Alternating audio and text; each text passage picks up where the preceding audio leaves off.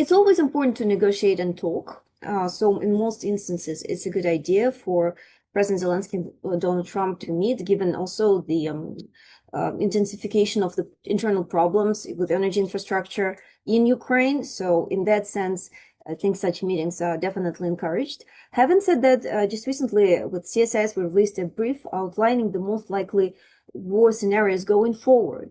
And unlike other observers, we actually flagged that achieving an immediate ceasefire in the near future is very unlikely. It's one of the least plausible options. Even if Putin was willing to somewhat de-escalate, Russia remains significant disruptive potential by continuing its artillery shelling, drone attacks, and strikes deep into Ukrainian territory.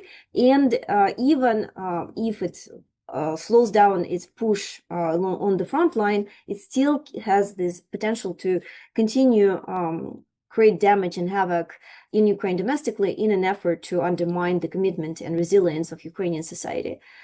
Besides that, there needs to be much more support for Ukraine because Ukrainian situation on the front line, especially in terms of manpower, is not ideal. So there needs to be a lot of military provision in order to compensate for that. For a ceasefire to be achieved and for the Kremlin's sincere, genuine engagement in this process, domestic situation in Russia should significantly worsen. Economically, through sanctions, additional pressure on its energy export revenues. There was some really encouraging remarks coming from Trump administration in that regard. Hopefully, there will be an action that will follow. And of course, long-range strikes on Russian territory, and as well as rising costs for this continuing push in Ukraine. All of that is potentially achievable. However, it requires significant intensification of the Western commitment and support. And hopefully, that's what we will see going forward on the US side. Tomahawks, even if they're not decisive for Ukraine, will send an important signal. They demonstrate the commitment of the United States to support Ukraine, to continue, support democracy in this horrible struggle against an autocratic, revanchist new empire. And more recently, Trump said that Modi, India's Modi, promised to decrease purchase of Russia's oil. We're yet to see reinforcements of sanctions on Russia, and that means de facto that sanctions are weakening, because without additional reinforcement, Russia finds new ways to circumvent them.